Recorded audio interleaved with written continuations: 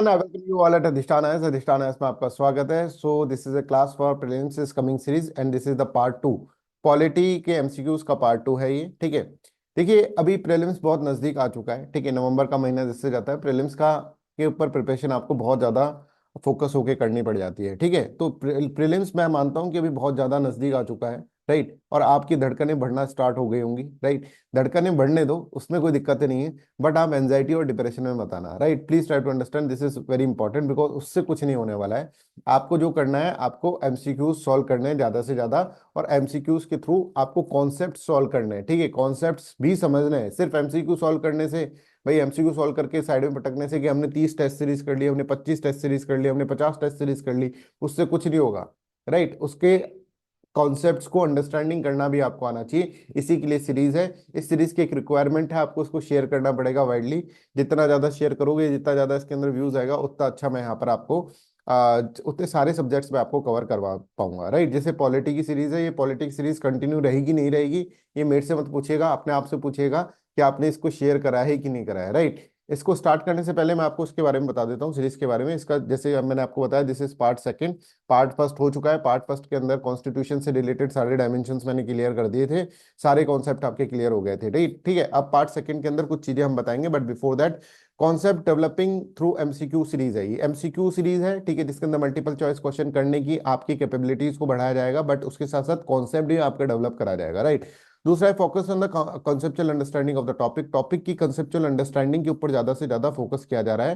Complete revision through the MCQs. MCQs का complete revision कर रखा है. आपसे ये रिक्वायरमेंट है कि आप इसको बार बार देखो. जितनी बार देखोगे उतना अच्छा आपका कॉन्सेप्ट यहाँ पर डेवलप हो गया. ठीक है.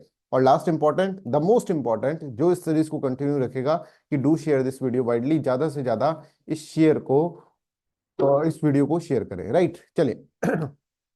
तो आज की जो टॉपिक है, today's topic is regulating act 1773, पिट्स India act 1784 और चार्टर एक्ट 1813. बिलीव मी, आज के इस वीडियो को देखने के बाद आपको ये तीनों एक्ट्स बिल्कुल अच्छे से लर्न हो जाएंगे. ठीक है. इसके ऊपर जो क्वेश्चंस होंगे वो डिफरेंट डिफरेंट क्वेश्चंस अपन कर ही लेंगे.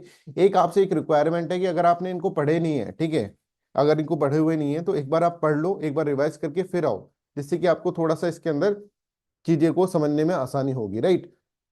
तो एक बार रिवाइज कर लो, और रिवीजन करने के बाद इन तीन टॉपिक्स को रिवाइज कर लो. आपको हार्डली 15 मिनट्स लगेंगे. 15 मिनट्स के बाद वापस अपन यहाँ पर मिलते हैं. इस वीडियो को पॉज करो. 15 मिनट्स का टाइम है आपके पास. 15 मिनट्स में इन तीनों टॉपिक्स को रिवाइज करके क्वेश्चन सॉल्व करने बैठ जाओ. चलिए. तो this is the first question. Please solve this. पहला क्वेश्चन आपके सामने है.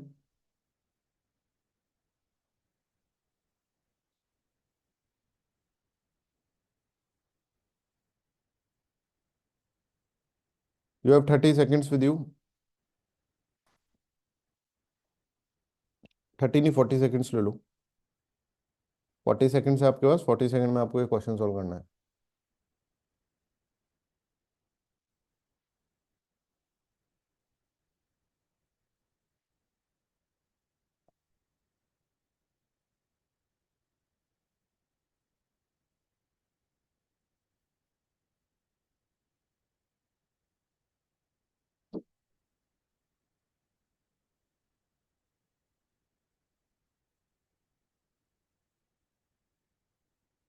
चलिए.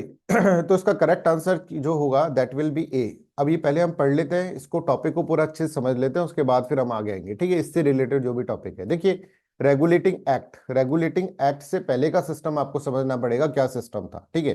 देखिए, ब्रिटिशर्स की तीन प्रेसिडेंसीज थी, बॉम्बे, मद्रास एंड कोलकाता. ये तीन प्रेसिडेंसीज ब्रिटिशर्स की थी जहां पर उनका रूल चलता था. राइट.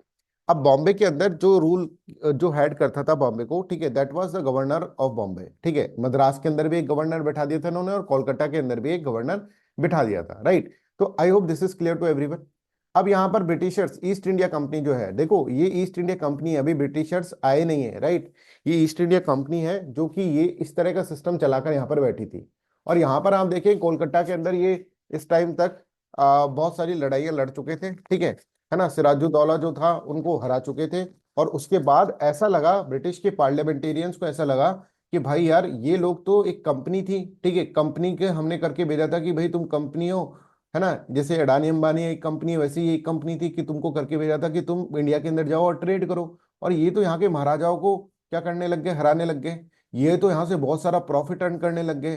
इनको बड़ी चिंता होगी पार्लियामेंटेरियंस को, जो ब्रिटेन के अंदर, लंदन के अंदर पार्लियामेंटेरियंस बैठे हैं ना, उनको बड़ी चिंता होगी। बोले यार सारे मौज तो यही ले रहे हैं ट्रेडर्स ही, हम तो ऐसे ही अपना टाइम पास कर रहे हैं, तो काश हम भी ट्रेडर्स ही हो जाते, इससे बढ़िया तो, राइट। तो इनको चिढ़ होगी, ठीक है, ऐसे सोचो कि पार्लियामेंटेरियंस को चिढ़ हो रही है, ठीक है, पेट में बहुत ज्यादा जलन हो गई इनके, तो इसके कारण इन्होंने क्या कहा, इनको रेगुलेट करना पड़ेगा, इनको ईस्ट इंडिया कंपनी को रेगुलेट करना पड़ेगा।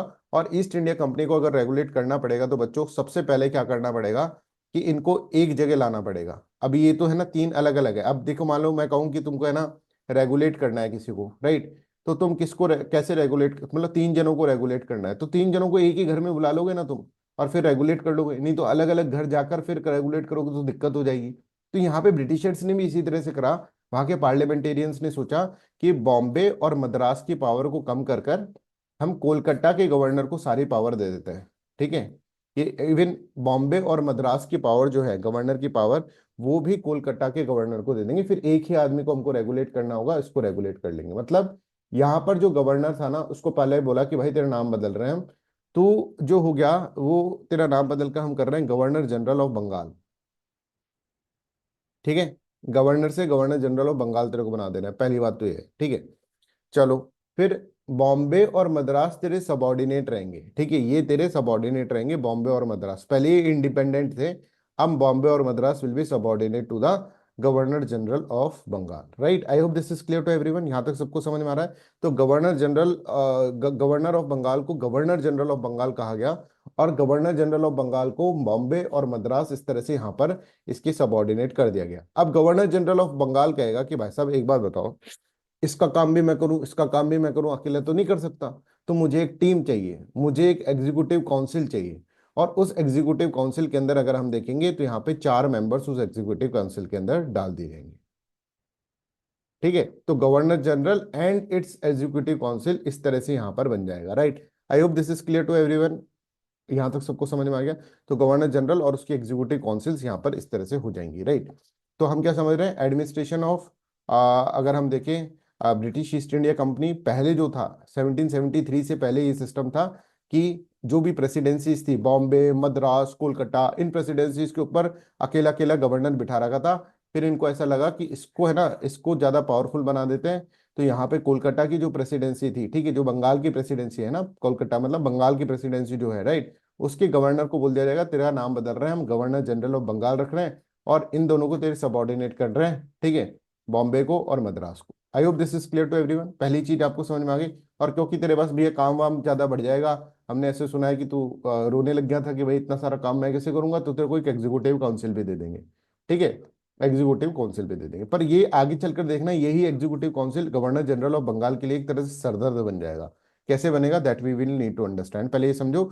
It establish the position of governor general of Bengal with an executive council, that is correct, ठीक है। It made the presidencies of Bombay and Madras subordinate to presidency of Calcutta, that is also correct. Establish a supreme court at Calcutta, this is also correct, यहाँ पर supreme court भी establish हो जाता है। देखो यहाँ पर अगर आप देखेंगे, the presidencies of Bombay, Madras were made subordinate to presidency of Calcutta, है ना। Governor general of Bengal was designated as governor general, governor of Bengal is designated as governor general of Bengal, इसकी पोस्ट बढ़ा दी, ठीक है, काम भी बढ़ा दिया, राइट, और उसको एक एग्जीक्यूटिव काउंसिल भी दे दी। और establishment of supreme court at Calcutta comprising one chief justice and three other जजेस, ठीक है। तो I hope this is clear to everyone, यहाँ तक सबको क्लियर हो रहा है कि सुप्रीम कोर्ट बना दिया गया था और ये रेगुलेटिंग एक्ट इस तरह से कर दिया गया था, राइट। इसका फोर्थ ऑप्शन जो है, it gave the governor general of Bengal the power to override the decision of the supreme court. नहीं, एक्चुअल में क्या हुआ था, गवर्नर जनरल जो है, ये एक तरह से इसका ड्रॉबैक भी है ना बच्चों, ये एक तरह से ड्रॉबैक भी है रेगुलेटिंग एक्ट 1773 का।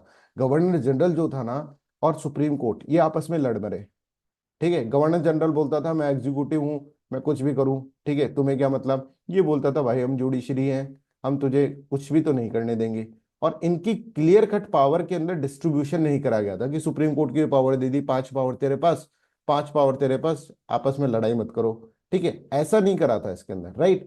इसके अंदर ऐसा था कि clear cut distribution of power is not there, तो आपस के अंदर ये लड़ते और बिगड़ते और झगड़ते रहते थे, राइट, लड़ते भिड़ते और झगड़ते रहते, सॉरी। तो यहाँ पर देखो, it gave the governor general of Bengal the power to override the decision of supreme court, that is not right, ये करेक्ट नहीं है, right. Governor general of Bengal और सुप्रीम कोर्ट को पता ही नहीं कि हमारे पास क्या क्या पावर है, दोनों की पावर में हमेशा क्लैश होता रहता था, right.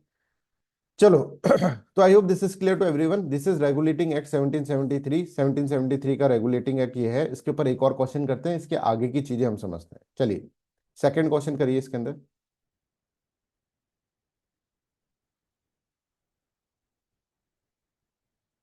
You have 40 second with you.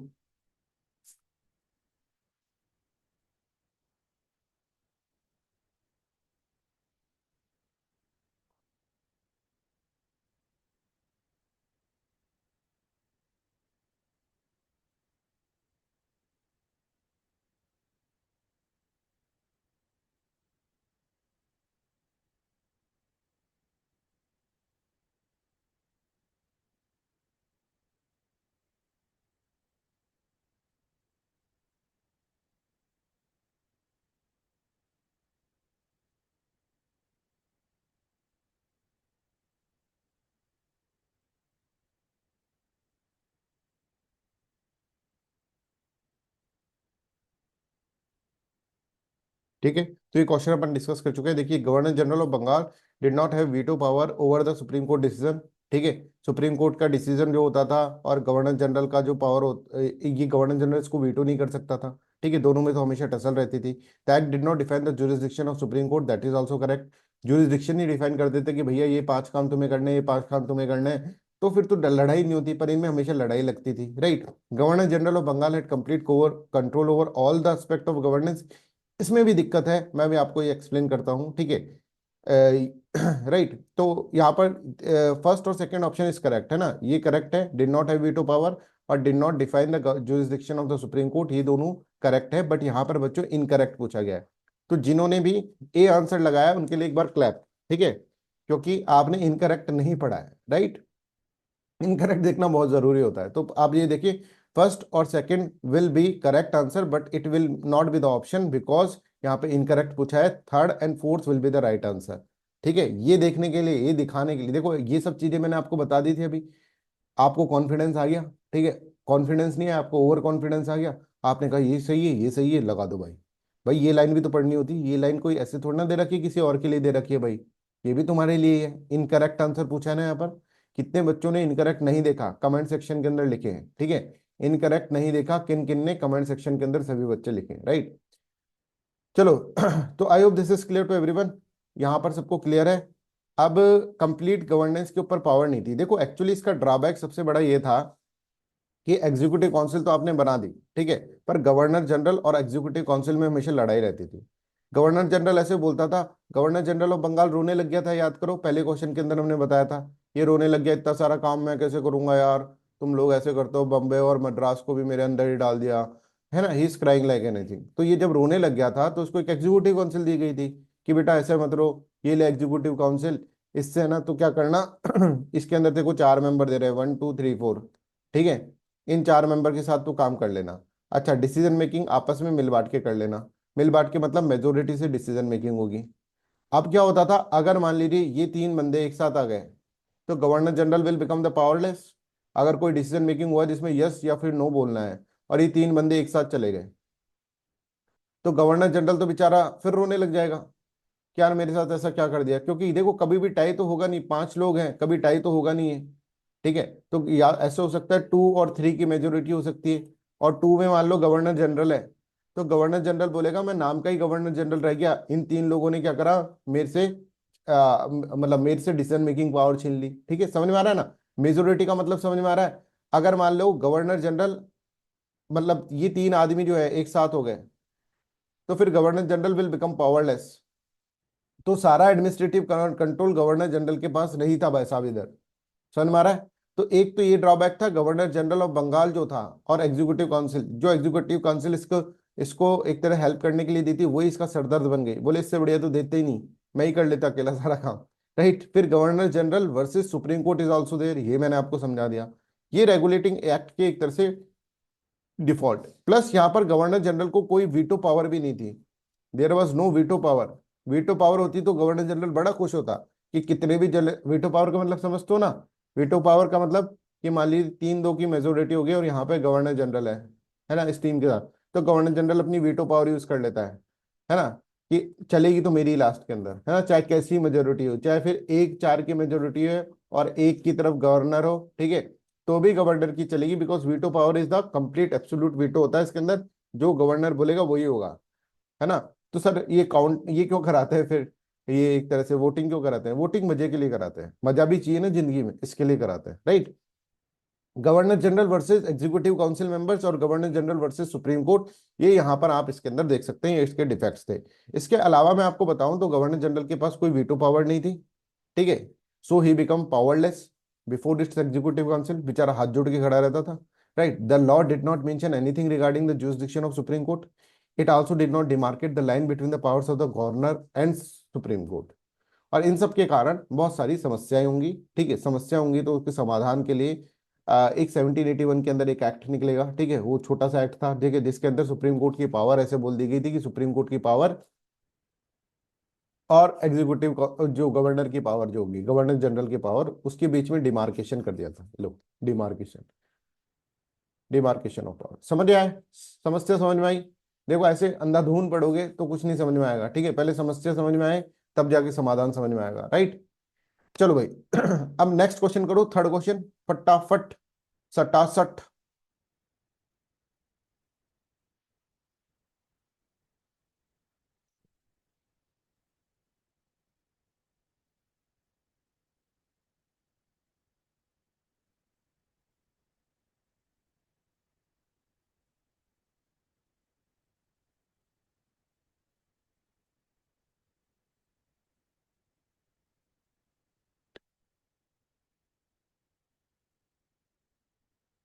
जल्दी से करो उसको।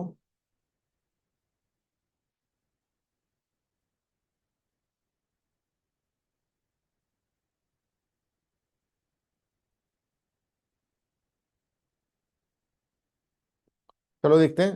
How many of the following provisions were introduced by the Pitt's India act 1784? कितने सारे, कौन कौन से प्रोविजंस यहाँ पर डाले गए थे, ठीक है। तो पहला देखें हम, reduction of the governor general council from 4 to 3 members, that is correct, अभी इसको बताते हैं हम। Introduction of system of casting vote for the governor general, that is also correct. Creation of a new body called the board of control to manage the political affairs, ये भी सही है। Governor general was given absolute control over all aspect of governance, this is not correct. Absolute control तो उसका अभी भी नहीं आया था, सभी एस्पेक्ट ऑफ गवर्नेंस पे एब्सोल्यूट कंट्रोल थोड़ा ना हो सकता है गवर्नर जनरल का, राइट। तो ये तो ऑप्शन ही आपको गलत लग रहा है। तो हाउ मेनी पूछा, how many of the following provision were introduce by the Pitt's India act 1784, तो यहाँ पर देखो only 3 will be the right answer, ठीक है। ये जो 3 है, 1 2 3, that will be correct answer. I hope this is clear to everyone. अब इसको थोड़ा समझ लेते हैं क्या हुआ इसके अंदर 1784 के अंदर। आपको याद है, वापस याद करो, गवर्नर जनरल था, उसको दे दी थी गवर्नर, गवर्नर ऑफ बंगाल था, ठीक है। उसको कहा कि तेरा नाम चेंज कर रहे हैं, गवर्नर जनरल ऑफ बंगाल रख लें रेगुलेटिंग एक्ट के अंदर। और तेरे को है ना 2 दे रहे हैं, मद्रास और बॉम्बे। फिर ये क्या करेगा, ये रोने लग जाएगा, ही स्टार्ट क्राइंग, हुआ है, ये देखो रे रोने लग गया, हंसता हंसता रो रहा है, राइट। तो उसको कहा जाएगा कि तेरे को एग्जीक्यूटिव काउंसिल देंगे। एग्जीक्यूटिव काउंसिल के अंदर 4 मेंबर डाल दिए। अब 4 मेंबर डाल दिए तो हमेशा कभी भी टाई तो होगा नहीं, ठीक है। और 4 मेंबर डाल दिए तो फिर हमेशा लड़ाई होती थी इसके अंदर। तो ही स्टार्ट क्राइंग अगेन, तो उससे बोला गया यार इतना रोतलू क्या है तू, थोड़ी सी बात होती है रोने लग जाता है। चल ठीक है, 4 की जगह है ना हम 3 मेंबर कर देंगे, 3 मेंबर और एक गवर्नर जनरल, ठीक है। अब क्या होगा, जब भी वोटिंग होगी तो ज्यादा से ज्यादा ऐसा हो सकता है, 2-2 की वोटिंग हो सकती है ना। 2 इधर 2 इधर, समझ में आ रहा है। तो जब भी टाई हो जाएगा, ये तो टाई हो गया सर, तो गवर्नर जनरल को अब एक मेंबर चाहिए बस अपनी साइड करने के लिए, एक मेंबर आता है उसकी साइड, तो फिर वो टाई हो जाएगा। और टाई होने के बाद इसको कास्टिंग वोट की पावर भी दे दी जाएगी, कि in case of tie, casting vote का मतलब ये होता है इन केस ऑफ टाई, अगर टाई हो जाता है तो गवर्नर जनरल जिस साइड है, ऊंट उसी साइड करवट लेगा, ठीक है। गवर्नर जनरल जिस साइड है उसी साइड चीजें होंगी, राइट। तो यहाँ पर अपन अपन देखें, तो यहाँ पर गवर्नर जनरल, यहाँ पर अगर मान लीजिए गवर्नर जनरल इस वाली साइड है तो गवर्नर जनरल यस की साइड है तो यस माना जाएगा, नो की साइड है कोई दूसरे पार्टी तो नो को नहीं माना जाएगा, राइट। अगर 2-2 का टाइस होता है, मतलब इसके अंदर गवर्नर जनरल ऑफ बंगाल की पावर पावर थोड़ी बढ़ा दी गई। एक तो कास्टिंग वोट दे दिया गया कि इन केस ऑफ टाई जहां पर भी गवर्नर जनरल का वोट होगा वो काउंट किया जाएगा, ठीक है। दूसरा, है ना, केस ऑफ टाई का मतलब समझ गए, 2-2 से बराबर हो जाए। दूसरा, 4 से लेकर 3 मेंबर कर दिए, ठीक है। इस तरह से यहाँ पर करेंगे। तो I hope this is clear to everyone, यहाँ तक सबको क्लियर है। तो यहाँ पर ये समझो गवर्नर जनरल काउंसिल जो होगी 4 से 3 इसके अंदर कर दिया जाएगा। कास्टिंग वोट सिस्टम यहाँ पर इंट्रोड्यूस कर दिया जाएगा। डबल गवर्नमेंट, ठीक है, डबल गवर्नमेंट यहाँ पर हो जाएगा, एक तो board of control, board of control और एक कोर्ट ऑफ डायरेक्टर्स हो जाएगा, ठीक है। तो बोर्ड ऑफ कंट्रोल और कोर्ट ऑफ डायरेक्टर्स के अंदर हो, तो देखो 3 मेंबर्स कर दिए, now reduce to 3 members, because वहां पे टसल हो रहा था governor general versus executive council, ठीक है। It strengthen the position of governor general because now he was able to get any resolution passed even with the help of 1 member in his side, ठीक है। पहले कम से कम 2 member होने चाहिए थे, अब एक भी मेंबर इसकी साइड होगा ना तो काम बन जाएगा। Governor general was given the right of casting vote, ठीक है, कास्टिंग वोट के ऊपर उसको अधिकार दे दिया जाएगा, right. I hope this is clear. और फिर यहाँ पर पिट्स इंडिया एक्ट के अंदर हम देखेंगे कोर्ट ऑफ डायरेक्टर्स जो था, राइट। तो ये जो होगा ये कमर्शियल अफेयर्स को कंट्रोल करेगा सिर्फ। कोर्ट ऑफ डायरेक्टर्स मतलब दिस इज रिलेटेड टू, अब देखो हमने कहा था कि उनको चिढ़ मची थी, ठीक है, पार्लियामेंटेरियंस को, कि भैया ये मस्त है ट्रेडर्स होकर, हम तो जबरदस्ती पार्लियामेंटेरियंस बन गए, ये ट्रेडर्स होकर देखो कितना कमा रहे हैं। इनको चिढ़ मची थी पार्लियामेंटेरियंस को। तो पार्लियामेंटेरियंस को चिढ़ मची थी तो उन्होंने रेगुलेट करने के लिए इनको रेगुलेटिंग एक्ट लेकर आए थे। अब रेगुलेटिंग एक्ट को थोड़ा स्ट्रॉन्ग करते रहेंगे, जैसे पिट्स इंडिया एक्ट के अंदर ये क्या कर देंगे, पिट्स इंडिया एक्ट के अंदर ईस्ट इंडिया कंपनी वाले लोगों से बोलेंगे कि देखो भैया तुम यहाँ पर क्यों आए थे, क्या करने आए थे, धंधा करने आए थे साहब, तो भैया धंधा करो ना, पॉलिटिकल अफेयर्स में क्यों इंटरफेयर कर रहे हो। बोले ठीक है, तो तुम्हारे जो कोर्ट ऑफ डायरेक्टर्स हैं, जो तुम्हारे कोर्ट ऑफ डायरेक्टर्स हैं वो धंधा करें, इनको बोलो कि please do the business only, please do the commercial purpose के लिए आए हैं, कमर्शियल अफेयर्स ही आप संभालें, पॉलिटिकल अफेयर क्यों संभाल रहे हो, है ना। तो यहाँ पे ईस्ट इंडिया कंपनी की जो कोर्ट ऑफ डायरेक्टर्स है, कोर्ट ऑफ डायरेक्टर्स का मतलब समझो, कोर्ट ऑफ डायरेक्टर्स का मतलब पता है, अंधाधुंध पढ़े जा रहे हो रात दिन, बार बार में रिवाइज करते रहो बस फिर, ठीक है। कोर्ट ऑफ डायरेक्टर्स का पता है, देखो एक कंपनी जो होती है जैसे ईस्ट इंडिया कंपनी से कंपनी, इसके अंदर क्या होता है, इसके अंदर शेयर होल्डर्स होते हैं।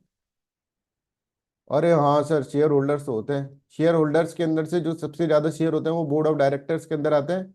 Board of directors, board of directors के अंदर भी कुछ चुनिंदा डायरेक्टर्स, ठीक है, वो 24 जिनका नंबर होता है, that is known as court of directors. पता है नहीं कोर्ट ऑफ डायरेक्टर्स, लगे पड़े हो याद करने, समझो बच्चों। कोर्ट ऑफ डायरेक्टर्स क्या है ये समझ में आ रहा है। कोर्ट ऑफ डायरेक्टर मतलब ईस्ट इंडिया कंपनी के, अब पार्लियामेंटेरियंस के पेट के अंदर जलन हुई थी, इनो भी खा लिया फिर भी सही नहीं हो रही, तो इन्होंने क्या करा, इन्होंने रेगुलेटिंग एक्ट लेकर आए। रेगुलेटिंग एक्ट लेकर आने के बाद इन्होंने कहा कि भाई देखो इनको क्या करेंगे, हम कोर्ट ऑफ डायरेक्टर्स को कहेंगे कि तुम, ये सबसे मेन बॉडी होती है ना, ये एग्जीक्यूटिव बॉडी होती थी यहाँ की ईस्ट इंडिया कंपनी की main body, nucleus, power of nucleus इसके अंदर सीओडी के अंदर था, ठीक है। तो इनसे कहेंगे भैया एक काम करो, कोर्ट ऑफ डायरेक्टर्स इधर आओ। बोले हाँ। कोर्ट ऑफ डायरेक्टर्स तुम क्यों क्यों आए भारत के अंदर, बोले हम काम करने आए सर, कमर्शियल पर्पज से आए, तो कमर्शियल अफेयर संभालो। ठीक है सर, तो एक ही बात ये भी बता दो, फिर पॉलिटिकल अफेयर्स कौन संभालेगा, अरे पॉलिटिकल अफेयर्स के लिए हम बोर्ड ऑफ कंट्रोल को लेकर आ रहे हैं, ठीक है। तुम ज्यादा उड़ो ना, तुम सिर्फ अपना काम पानी करो, धंधा पानी करो, ठीक है। हम बोर्ड ऑफ कंट्रोल को लेकर आ रहे हैं, ठीक है। तो बोर्ड ऑफ कंट्रोल जो होगा that will take care of the political affairs, ठीक है। और court of director will take care of the what, commercial affairs. I hope this is clear. नहीं याद होता है तो C for court of director, C for commercial affairs, ठीक है। है ना। B for board of control, B को आधा बना दो, P political affairs and administrative affairs, ठीक है। I hope this is clear to everyone, यहाँ तक सबको समझ में आ रहा है। तो I hope this is clear to everyone की creation of new body called the board of control to manage the political affairs, समझ में आ रहा है। ऐसे आपको पढ़ना पड़ेगा भैया, ऐसे अंधाधुंध पढ़ने से कुछ नहीं होगा, प्लीज ट्राई टू अंडरस्टैंड। बहुत ही सिस्टमैटिक सिस्टमैटिक पढ़ना पड़ेगा, बहुत ही फोकस्ड होकर पढ़ना पड़ेगा। एक क्वेश्चन सॉल्व कर लिया तो महान नहीं हो गए, उस क्वेश्चन के अंदर से पूरा का पूरा एस्पेक्ट आपको समझना पड़ेगा, समझ में आ रहा है। और ज्यादा से ज्यादा क्वेश्चन करने पड़ेंगे। आप क्वेश्चन ही करो ना यार, क्या भाई, 2 साल हो गए, 2 या 3 साल हो गए प्रिपेयर करते करते, पॉलिटी की किताब उठा के देखो, तुम्हारी उठाओ अभी, लक्ष्मीकांत वाली, देखो कितनी लाल पीली नीली हरी, सब सब तरह के कलर तो यूज कर लिए तूने मार करके, ठीक है। फिर भी तुम ये चीजें भूल रहे हो। तो क्वेश्चन करो और उसके ऊपर समझो, उसके ऊपर और ज्यादा समझने की कोशिश करो। जैसे मैं आपको समझा रहा हूँ ना, इसमें सारे कॉन्सेप्ट्स आपके क्लियर हो जाएंगे। ये सीरीज आपके लिए बहुत इंपॉर्टेंट है बच्चों, इसको शेयर करो widely, that is very important. चलो भाई। Next is पिट्स India act 1784 created it system of double government, which of the following best describe this system, ठीक है। पढ़ लो जल्दी से। अब ये आधी चीजें तो बता दी हैं, अभी भी गलत करोगे तो फिर क्या कहें।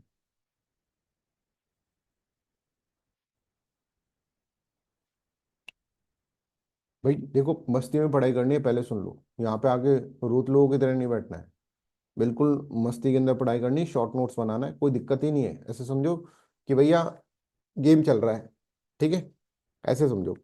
तब जाकर पढ़ाई अच्छी लगेगी तुम्हें, नहीं तो फिर कि कोई चीज बोरिंग है उसको 24 घंटे नहीं कर सकते ना, है ना। अभी तो वो खेलने को बोल दो कि भाई जाओ बाहर क्रिकेट खेल लो, तो चले जाओगे सब, 3 घंटे 4 घंटे कितना भी खेल लो, बस खाने को देते रहो हमको।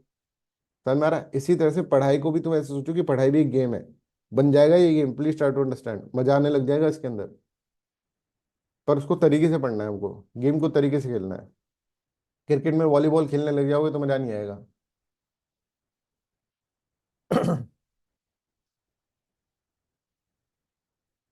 चलो, court of directors was responsible for managing the commercial affairs of the East India company. बताओ, कोर्ट ऑफ डायरेक्टर।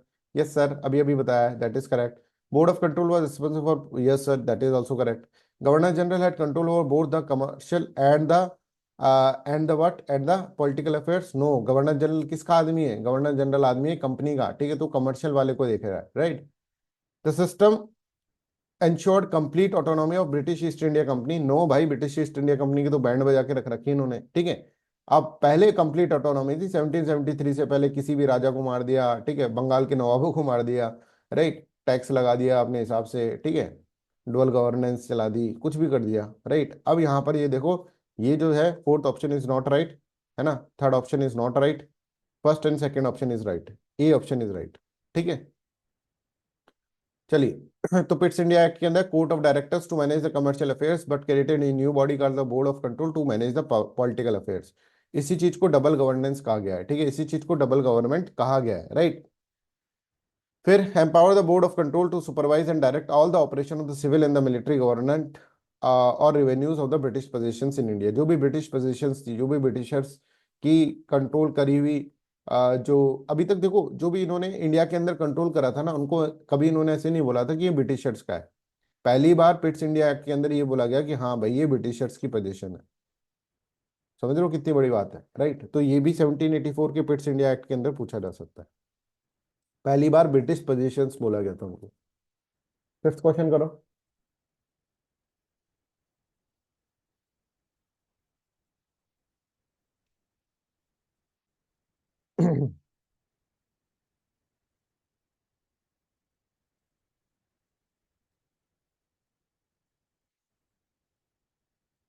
जल्दी करो, फिफ्थ क्वेश्चन।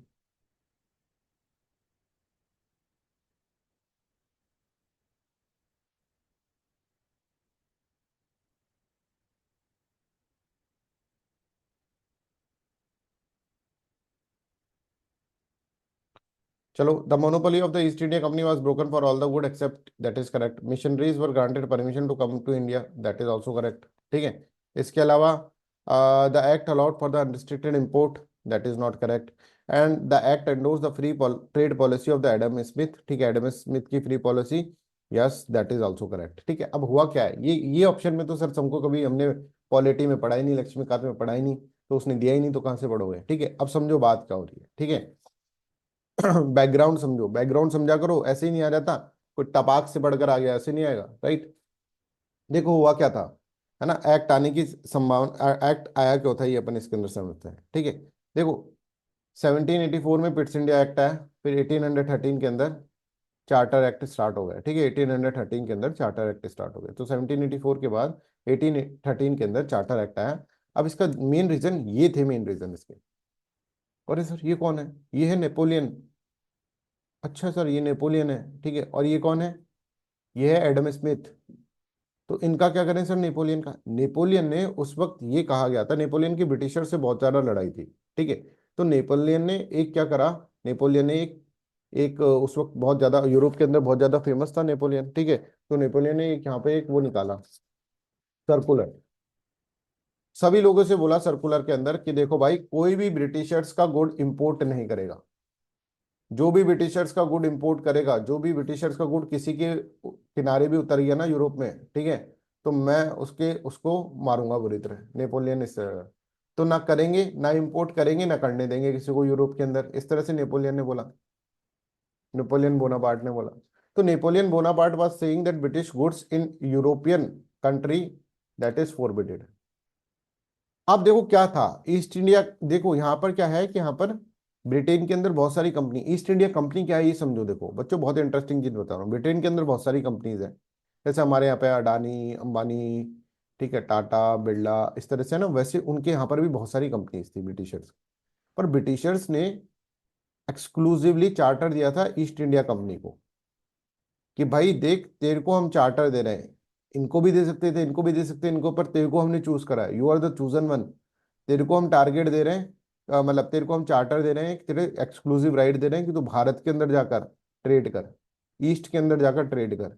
ईस्ट मतलब भारत की साइड जो है वो ईस्टर्न एरिया हो गया, वहां पे जाकर ट्रेड कर। ये बोले साहब हम भी करें, हम भी करें, हम भी करें, हम भी करें, बोले नहीं नहीं, तुम में से कोई नहीं करेगा, सिर्फ इस भाई को मैंने जिम्मेदारी दी है। इसलिए इसको बोला जाता है कि ब्रिटेन की क्वीन जो थी एलिजाबेथ, उन्होंने एक एक्सक्लूसिव राइट दिया, एक्सक्लूसिव राइट दिया ईस्ट इंडिया कंपनी को कि जाओ और जी लो अपनी जिंदगी, कर लो ट्रेड ईस्ट से, और किसी को मैं आने नहीं दूंगी, ठीक है, इन सबको मना कर दूंगी, बोले ये लोग नहीं कर सकते, सिर्फ तुम कर दो। ऐसा जैसे मान लीजिए आज के दिन मोदी जैसे बोल दे कि अडानी, बोले हाँ सर, तू जा और चाइना में ट्रेड कर, और कोई चाइना में ट्रेड नहीं करेगा भारत की तरफ से, तू ही करेगा सर। वैसे ही ईस्ट इंडिया कंपनी को इस तरह से बोल दिया था, राइट। अब जब नेपो, अब ये तो बड़े उदास थे, ये सारे बड़े उदास हो रहे हैं, दे आर क्राइंग, बोल रहे हैं सर हमको तो बहुत गड़बड़ हुआ, हमारे साथ तो बहुत मतलब एक तरह से विश्वासघात हो रहा है, और हमारे साथ तो बहुत तगड़ा डिस्क्रिमिनेशन हो रहा है। बोले हाँ भाई डिस्क्रिमिनेशन तो तुम्हारे साथ हो रहा है, तुम और कौन कर रहा है, हमारी गवर्नमेंट कर रही है, ईस्ट इंडिया कंपनी के को तो एक भेज दिया, हमको नहीं भेज रहे हैं, है ना। तो I hope this is clear.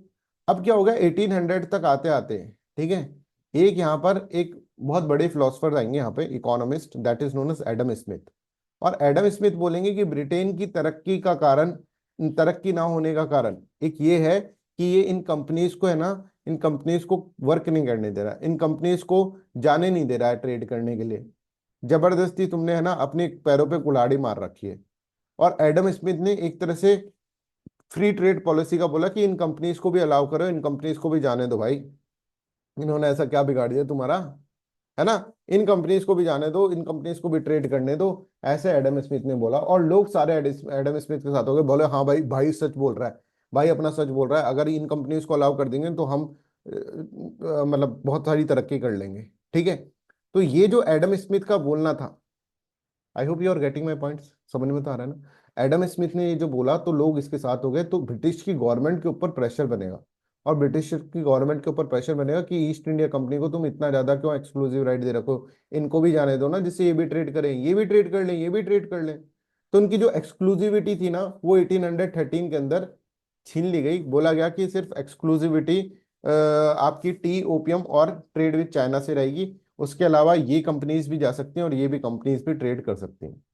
दूसरा नेपोलियन बोनापार्ट वाला मैंने आपको बताया था, नेपोलियन बोनापार्ट ने जब ऐसे बोल दिया कि यूरोप के अंदर मैं किसी को भी ट्रेड नहीं करने दूंगा ब्रिटिश गुड्स का, तो इन्होंने सोचा कि भैया हम अब यूरोप में तो कर नहीं सकते, अब हम करें क्या, हम बंद कर दें क्या, क्या करूं मैं, मर जाऊं, ठीक है ना।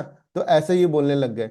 तो इन्होंने ऐसे बोला कि भाई नहीं नहीं आप जाओ ब्रिटिश, मतलब क्योंकि ईस्ट इंडिया, मतलब ईस्ट के अंदर तो ईस्ट इंडिया कंपनी जा पा रही थी, इनको तो जाने नहीं दे रहे थे, बोले कि नहीं नहीं तुम भी जाओ यार, कोई दिक्कत नहीं, बस एक काम करना, तीन चीज में, टी ओपियम और ट्रेड विद चाइना, ये मत करना, बाकी तुमको जो करना है कर लो ईस्ट में जाकर। तो ये समझ में आया, तो यहाँ पर ये समझो अब Napoleon Bonaparte had forbid the import of the British goods into European country, as a result of that what will happen, ये हो जाएगा कि लोग बाग जो होंगे, जो कंपनीज होंगी, जो ईस्ट इंडिया कंपनी के अलावा जो कंपनीज होंगी, वो क्या करेंगी, वो यहाँ पर एक तरह से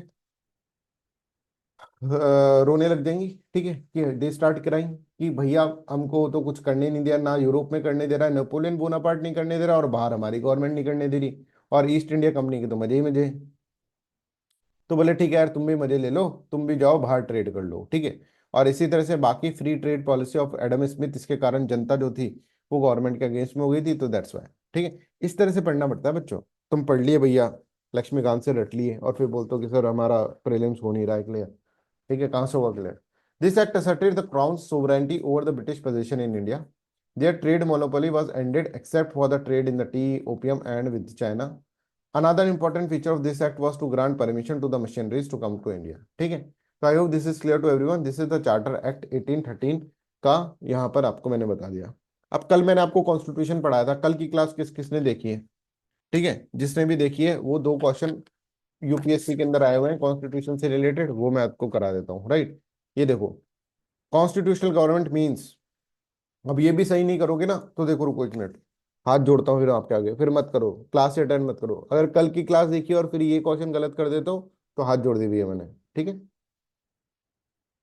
पढ़ना पड़ेगा, देखो, एग्रेशन दिखाना पड़ेगा, है ना, गुस्से में रहना पड़ेगा 24 घंटे, पढ़ाई पढ़ाई पढ़ाई पढ़ाई। अभी भी सुस्ता गया ना तो दिक्कत हो जाएगी। इसका करेक्ट आंसर होगा डी। सॉल्यूशन देखना है तो पिछला पिछला चैप्टर देखो, ठीक है, पिछला पार्ट देखो, है ना बच्चों। Constitutional government by definition is limited government, ठीक है। I hope this is clear, समझ में आ रहा है सबको। एक आपके लिए एक बहुत अच्छा कोर्स लेकर आ रहा है एनवायरनमेंट का, ठीक है। Environment is very very important. Environment इसलिए इंपॉर्टेंट हो जाता है बिकॉज फॉरेस्ट ऑफिस वाला जो पेपर है वो भी यूपीएससी के साथ ही होता है, प्रीलिम्स तो उसका, ठीक है। तो क्या होता है, एनवायरनमेंट के ज्यादा क्वेश्चन पूछ लेते हैं। बहुत बच्चे कह रहे हैं कि सर एनवायरनमेंट, एनवायरनमेंट का क्या करें, एनवायरनमेंट का क्या करें। एक सिर्फ और सिर्फ क्योंकि अभी आपके लिए एक बहुत जो आपके लिए अभी इंपॉर्टेंट है ना, वो चीज हम कर रहे हैं। सिर्फ और सिर्फ 20 से 25 डेज के अंदर, है ना, 3 3 घंटे की क्लास होगी, 3 3 आवर्स की क्लास लेकर, ठीक है, हम एनवायरनमेंट को खत्म कर देंगे। पर ये आपका पेड कोर्स होगा, that will be paid course, और इसके अंदर एमसीक्यूज करवाए जाएंगे। जैसे अभी यहाँ पर एमसीक्यूज करवाए रहे हैं वैसे ही वहां पर भी एमसीक्यूज दिए जाएंगे डेली के। डेली टेस्ट होंगे, वीकली टेस्ट होंगे, कम से कम 250 प्लस क्वेश्चंस आपको सॉल्व करा देंगे, करंट अफेयर्स होंगे, सब कुछ। और ये जो है ना, ये बुके जिससे आप डरते हो, बुके शंकर आईएएस पढ़ पढ़ के पागल हो रहे हो, राइट, और तुम्हारी एनसीईआरटीज, ठीक है, और ये जो इसके अंदर जो करंट अफेयर्स है, राइट, करंट अफेयर्स तो तुम कर सकते हो, करंट अफेयर्स तो तुम सिंपली इसमें से भी कर लो भाई, 1.5 year current affairs is the best. जो 5 बजे क्लास होती है ना उसके अंदर कर लो, 5 बजे रोज क्लास होती है वो, और 7 बजे ये वाली क्लास चलते रहना। और एनवायरनमेंट को में अगर किसी को प्रॉब्लम है तो मुझे कॉल करें, 8788248734, इसका मैं अनाउंसमेंट कर दूंगा। ये होगा 1 दिसंबर को, ये स्टार्ट होगा, that will start from the 1 दिसंबर, ठीक है। तो आप लोग मेरे को कॉल करें, जिसको भी एनवायरनमेंट में दिक्कत है मुझे कॉल करें, 8788248734 इज माई नंबर, ठीक है। सभी बच्चे कॉल करें, और कॉल करके फिर हम एनवायरनमेंट के बारे में बात करेंगे, कैसे उसको पढ़ना चाहिए, क्या करना चाहिए। ये कोर्स के बारे में पूछना है तो भी आप कॉल कर सकते हैं, ठीक है। So that's all for today's class, thank you so much, bye bye, take care and have a nice day.